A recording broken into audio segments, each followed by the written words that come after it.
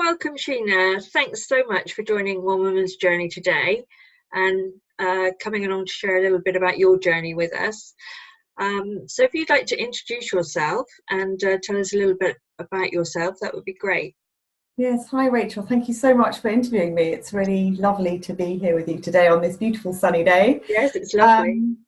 So we're both in Devon. I live in Devon, as Rachel does. We live just a little bit, a few miles away from each other.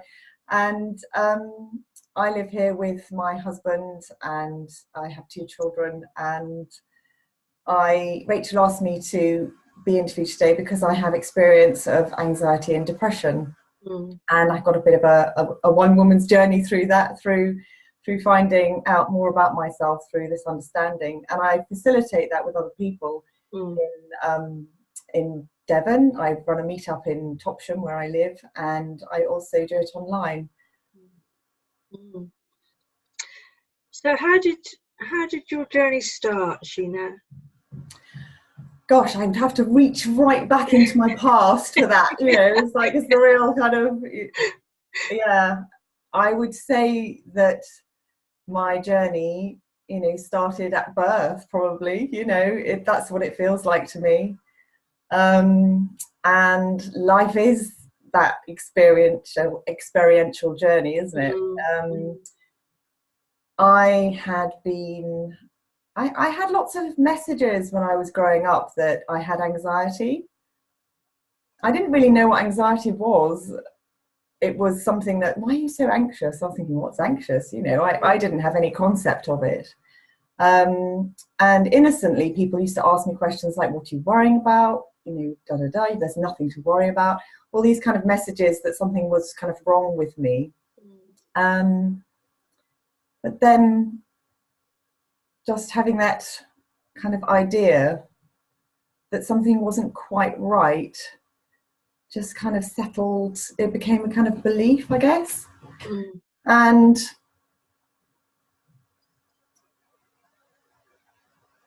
I kind of I began to search for something outside of me to fix me, to make me feel better. So I would say I was an anxious child, and then that sort of developed into depression as a teenager. And then having that label was quite a relief for me at one point, actually, because I thought, oh, great, I've got something, I can take this pill, now I can feel better. But the search never stopped, and I've tried lots of different modalities, and they've always left me kind of wanting something different. So I've kept on searching and searching. Until I happened upon, and it wasn't that I was, depressed all the time or anxious all the time. It would come and go, but it was like that, almost that feeling of that life is too overwhelming for me. Life was all these feelings that I had inside me, they were too big for me to feel. I didn't want to feel them. They were too enormous. They were too uncomfortable in my body. I just didn't enjoy it. And then I happened upon somebody who taught it, and I just happened upon her. Somebody said to me, well, why don't you go and see this person? And I just thought, oh, okay, I'll go and see that person. And we had a connection, and she said, I think I can help you. And I was just like, okay. So I went along, and I didn't know what I was hearing. And it was just like, I heard something in the conversation, but I didn't really know what it was. So I kept going back and going back and going back and getting really, really curious. And then she pointed me to someone else who was kind of doing this parenting thing. And I went to her for a while. And then she taught it in such a way that was really, really clear to me. So it was that we're only ever feeling what we're thinking right now. And that truth of that statement kind of hit me really, really, really hard, I'd say, but really gently and hard, like, oh my gosh. I mean, it was a bit kind of shocking to me. Yeah. And then I found Anne Ross, who I then did an apprenticeship with, who just taught it in that way. And it was been a totally life-changing experience for me. So my journey has now taken me to not be searching anymore, of a coming home to who I am, because I was always there to begin with. And I was just looking out there. It's like everybody, all these wise people of the world, don't they? They say, "Oh, don't look out there. Turn around underneath the trees and look within." But that didn't mean anything to me. I had this intellectual understanding of so much. This kind of this other people's information kind of going in here. But for some reason, for me, what has happened is something has looked within here, and my view of the world and myself has changed. But it's like it's happened to me, rather than a kind of a chasing after or a searching. And it's almost like a metamorphosis, I would say. It's like a metamorphosis of looking out there for everything, and have it being such an intellectual thing to a kind of a sinking in and a real knowing. But for me, and I can only speak for me, but for my personal transformation seemed to really happen when I found the truth of how I work as a human being, which is that people's circumstances and places cannot make me feel, and our society is set up that they can. And it's an innocent misunderstanding that's been passed down for generations and generations and generations. And now we have the opportunity to really put that to the test and say, is this logical? Does this really make sense? And actually it doesn't make sense that people's circumstances and places can make us feel. Otherwise we would all be feeling the same about it. Yeah. So the principles are also termed, aren't they, inside out and outside in, which really describes that sort of striving through life that a lot of us do to find something on the outside, in the belief that we need it to fix something on the inside for us. And I wonder what the impact on your life was when you were, prior to this, when you were feeling depressed and anxious. I mean, how long did that go on, and what was the impact on your life at that time? Well, I would say that I very much noticed that the depression would come in short bursts, and the anxiety seemed to be sort of more elongated, stretched out.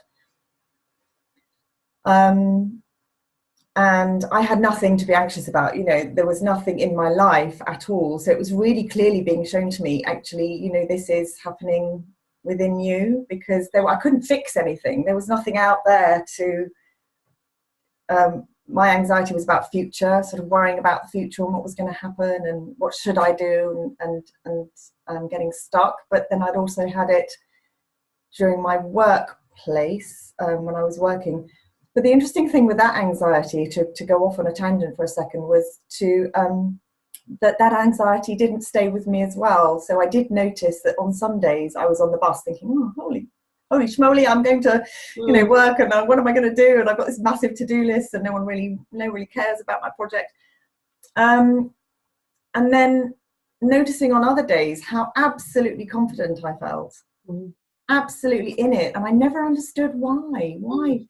And I thought there was something wrong with me, that that I couldn't be confident all the time, and that I wasn't like in my power and kind of going, yeah, I got this, down, I can do this, I'm competent. So I felt really competent sometimes, and then really, really anxious other times, and I just didn't understand that. And what this gave me was an explanation for my experience of myself. And then sort of post finding out how my mind works, and how I'm always feeling what I'm thinking, and that can only ever happen in this moment. I suppose the anxiety comes and goes, and it's one example is really particularly coming to mind, that I used to go to the allotment on a Tuesday morning. I have a lovely allotment here in Topsham, and I used to go up there on a Tuesday morning, and I used to be doing the gardening and thinking, oh my gosh, I'm so anxious, why am I anxious, and and just kind of fretting about I don't know what, because I didn't have that. That for me was subconscious thinking. And just having an anxious time up there. And then after I had this understanding, as just as an example, I would be walking up there on a Tuesday morning and I'd have an anxious thought and I'd go, with a anxious feeling that came with it. Yeah. And I'd think, oh, must be thinking something anxious. And then by the time I got to the allotment, it was totally gone. And I was like, do. Whereas before I'd have gone, oh my God, I'm really anxious. Oh my gosh, I've got to fix it. And then it would kind of make it this big sort of mountain out of a molehill kind of thing. Yeah. But it's so innocently done. I didn't know I was doing it. If I knew I was doing it, then I could have, been the observer of it more. But that's almost creating a concept, because it's not that I feel like that I am the observer of it. It just happens. I just go, oh, I'm feeling anxious. So naturally, we tend to have a feeling of anxiety, and then we go into why, almost automatically. Why am I feeling anxious? What's wrong with me? Oh, I'm worrying about this. I'm worrying about, we're either worrying about something that may or may not happen in the future, or we're rerunning, memories of something that's happened in the past. But the thing is, as you say, we add to those thoughts. Oh, why am I anxious? Is it about this? Is it about that? What can I do about it? How can I fix it? How can I make it go away? And before we know it, the initial anxious thought has become so much bigger, hasn't it? It's become so much bigger. And yet, this understanding and finding out how the mind works, as you say, you're walking to the allotment, feeling anxious, realizing, well, actually, I'm just feeling, my thinking in the moment, and then you now know, and that you don't need to build on that anxiety and make it a great big storm, and look for reasons why, and look for the answers of fixing, and how has that made your life so much easier? What's the impact been, sort of post principles? Yeah, well, there's nothing to do with it, is there? I guess, I used to think that the anxious thoughts were a call to action, or the depressed thinking was a call to action. Have to do something about it, have to change it. But I guess now, I am so much more naturally in the moment. Now, that was something I had strived to do since I read The Power of Now, and probably since before then, because I grew up in a quite unusual school, a philosophical school. And I knew the idea of being in the moment, and I knew the concept of the power of now, and that we can only live now. But I think the key to this is insight. Because this happens to us via insight, there is never anything to do, so that call of action has kind of gone.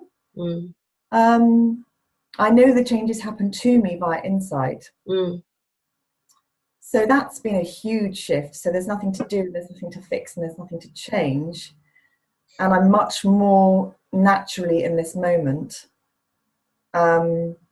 because there's nowhere else to be. There isn't, and that kind of power of being in the moment more,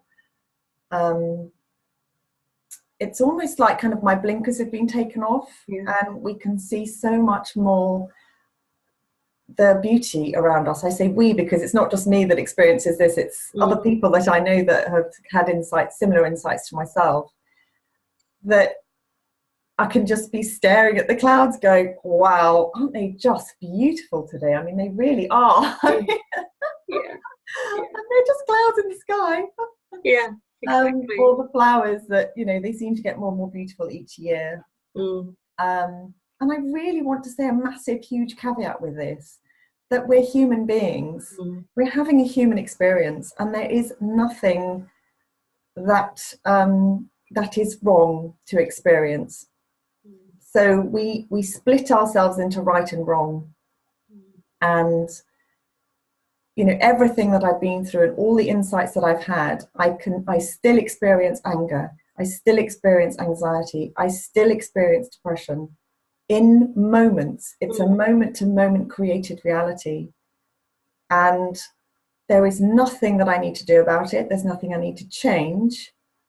And as human beings, we're all going to feel these emotions. I'm not aspiring to be, because I thought that I needed to aspire to be this kind of person who had this equanimity, this kind of level of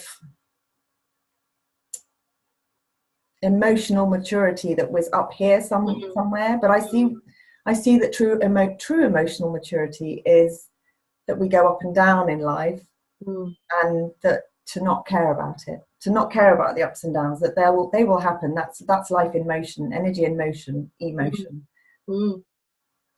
Yeah, so we hear a lot about, as you said, you know, living in the moment, look inside ourselves for the answer.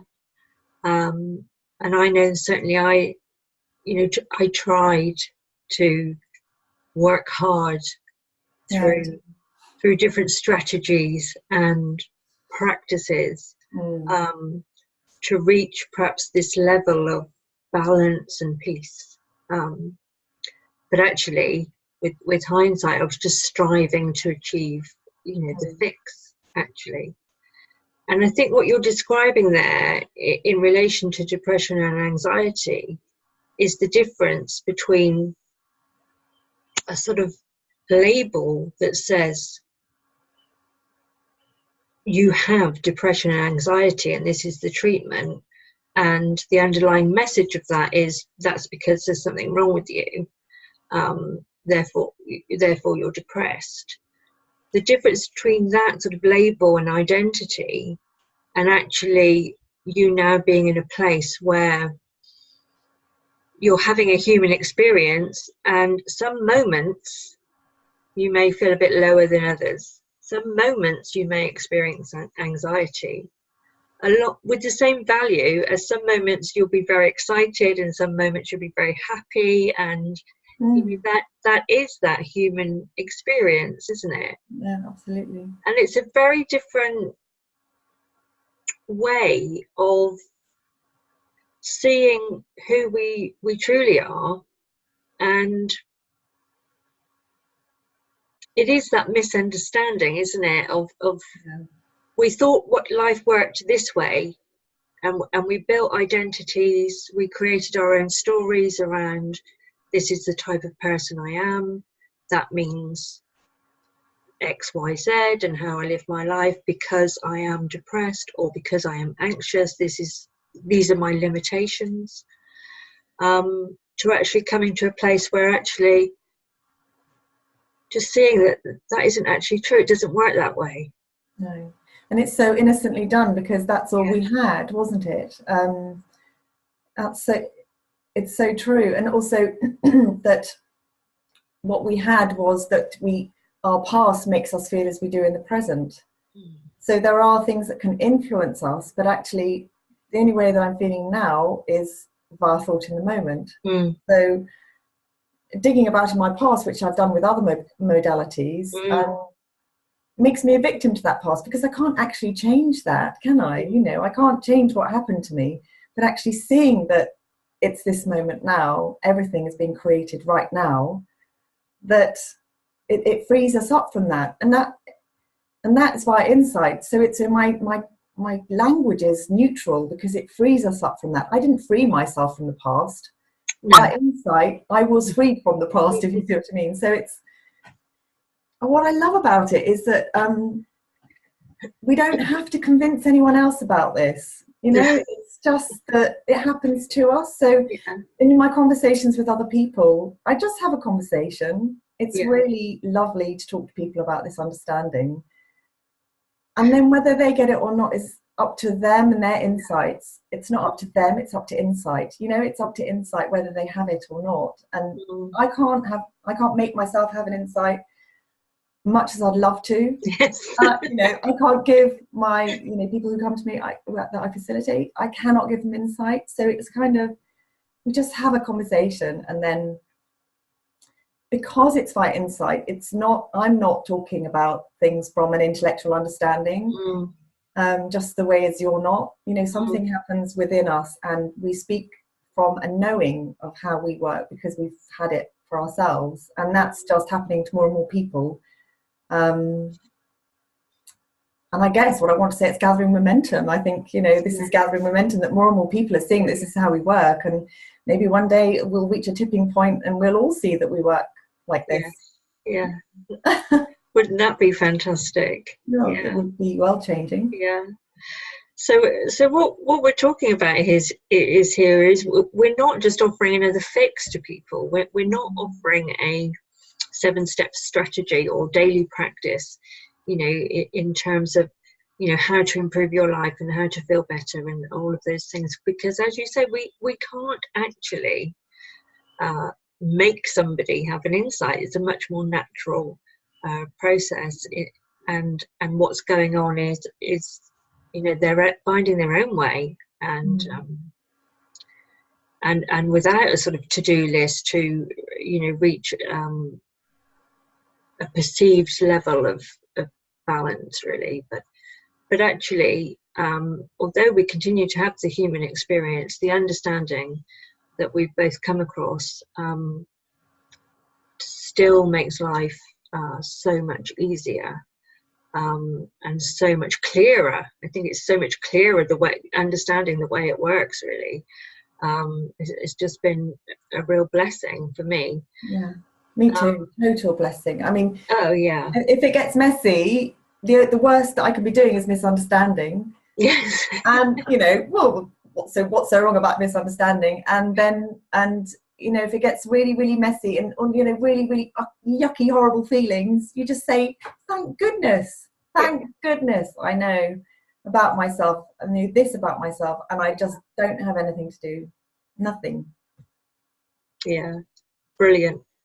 Sorry, what were you saying? Were you going to No, that's brilliant. Thank you, Sheena. So how are you currently working with people, and where can people find you on the web? Well, I've got, my website is sheenaoxer.co.uk, and I'm currently just about to publish a children's book about this.